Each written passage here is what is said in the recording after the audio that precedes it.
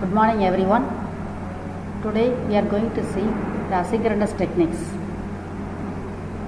The agenda in this presentation is synchronous systems and the problems of synchronous systems, asynchronous systems, and the various protocols and the signaling used for designing this asynchronous systems, and the component which is used for designing this asynchronous system, that is Muller C element, Muller pipeline, and some examples.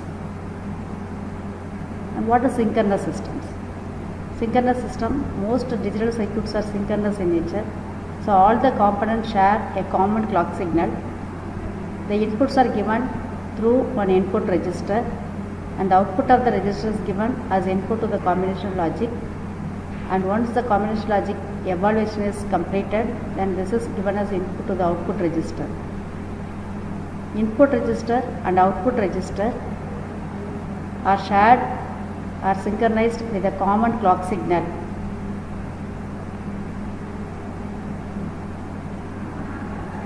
The clock frequency or operating frequency of the system is decided by the worst case delay of the combination logic block.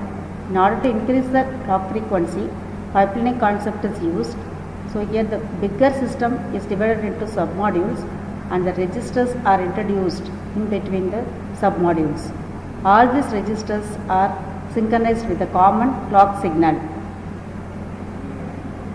So the disadvantages of synchronous systems are the timing issues. So one of the timing issues is clock skew. So clock skew is the difference between the time of arrival of clock at different registers. It consumes more power than necessary, and the speed is less because it takes worst case delay of the combination logic. And design modularity is difficult.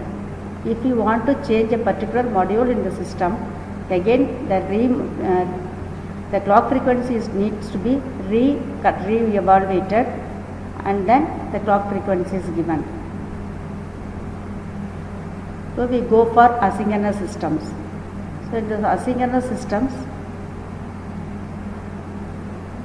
handshaking signal is used between their components in order to perform the necessary synchronization, communication, and sequencing operations. All the data bits are placed on the data bus. Once all the data bits are available, are sent to the receiver, then the request signal is also sent from the transmitter to the receiver. Once the receiver has accepted the data, it sends an acknowledgement signal to the transmitter. Here there is no common clock signal. The communication is established by means of the handshaking signal. So the advantages of this asynchronous systems are no clock skew and clock distribution, low power consumption, high operating speed, less emission of electromagnetic noise, better composability and modularity, robustness towards variations in supply voltage, temperature, fabrication process parameters. And this is one example, shows how the asynchronous pipelining is constructed. First one gives the synchronous communication, and the second picture shows asynchronous communication. And various protocols are used for designing the asynchronous circuits: 4-phase protocol and 2-phase protocol, and the bundle data protocol and dual rail protocol. By combining the signaling and the protocols, we have 4 types.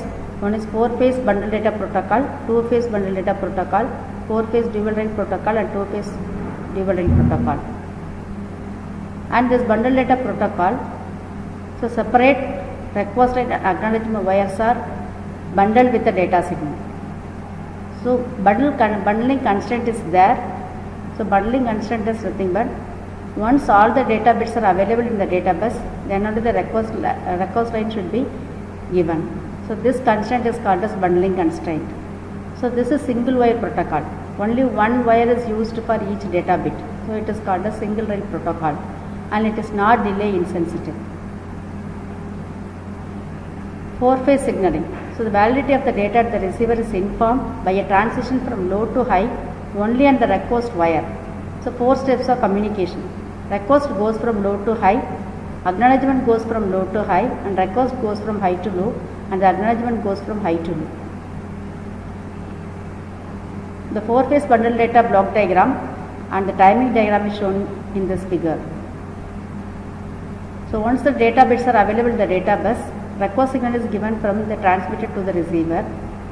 So once the data is accepted by the receiver, it sends an acknowledgement signal to the transmitter.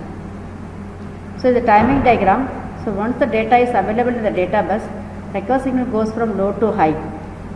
So once the request signal goes from low to high, the acknowledgement signal goes from low to high. So when the acknowledgement signal goes from low to high, the transmitter makes the transition in the request signal, which means the request signal goes from high to low. That is, it is ready for sending the next data. Once the data is available in the transmitter side for the next data, then it makes the transition and the request signal from low to high. Again, this data is accepted by the receiver and it makes the transition and the acknowledgement signal. Acknowledgement signal goes from low to high. So this process is repeated for the sequence of data. Two-phase signaling. So here information on the request and acknowledgement wire is now encoded as signal transitions on the wires. There is no difference between a 0 to 1 and a 1 to 0 transition. Two communication actions, transition and request and transition and acknowledgement. So the block diagram and the timing diagram for two-phase bundle data protocol is shown. There is no change between the 0 to 1 or 1 to 0. Whenever there is a transition in the request, that indicates that a data is available from the transmitter to the receiver side. So once the data is ready and request signal goes from low to high, this makes the transition and the acknowledgement signal. Acknowledgement signal also goes from low to high. This makes the data, the transmitter is ready for transmitting the next data. So whenever the data is ready in the transmitter side, this makes transition and the request signal. Now the request signal goes from high to low. So that indicates that second set of data is available. Again, this makes the acknowledgement signal again goes from high to low. So whenever acknowledgement signal goes from, there is a transition on the acknowledgement signal, again the next data will be transmitted from the transmitter. So this sequence of communication is established. Dual rail encoding. So this does not use a separate request wire. Request signal is embedded in the data wires itself. Each data wire D is now represented by 2 bits. One is D.D and D.F. It is delay insensitive. It produces correct outputs independent of the wire delays. But it requires 2n data wires. So 4-phase dual rail. Now for each and every bit we need 2 wires. For n bit data we need 2n data wires.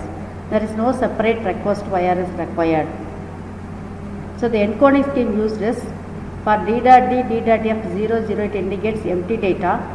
When D.D is 0 and D.F is 1, it represents valid 0 bit.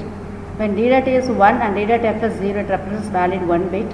When both D.D and D.F are 1, it represents not used. And the timing diagram is shown. Between two valid data, one empty data should be transmitted. So empty data followed by valid data, followed by empty data, followed by valid data. And this is diagram shown, the 4-phase dual rail cycle. It uses Muller's element. And 2-phase dual rail block diagram is shown. Here there is no request signal, separate request signal, but the data line 2n wires are used for transmitting n-bit data. In this 2-phase dual rail, there is no empty data, consequent valid data are transmitted. So this increases the operating frequency. And one example for this 2-phase dual rail is shown. And this comparison between 4-phase versus 2-phase. So 4-phase return to 0 is overhead. In 2-phase not return to 0, so seems to have lower overhead. And 4-phase is level signaling and 2-phase is transition signaling. But implementation is more complex in 2-phase. And 1 of 4 signaling. So here each 2 bits takes 4 wires, 0, 0. So that data is represented by MSB bit is 1 and 0 1 is represented by the second bit is 1 and 1 0 is represented by the third bit is 1 and 1 1 is when the least significant bit is 1 and the null is indicated by all the bits are zeros. So here still it requires two times of wires. No bundling assumption is needed. Half as many transitions and less noise sensitive.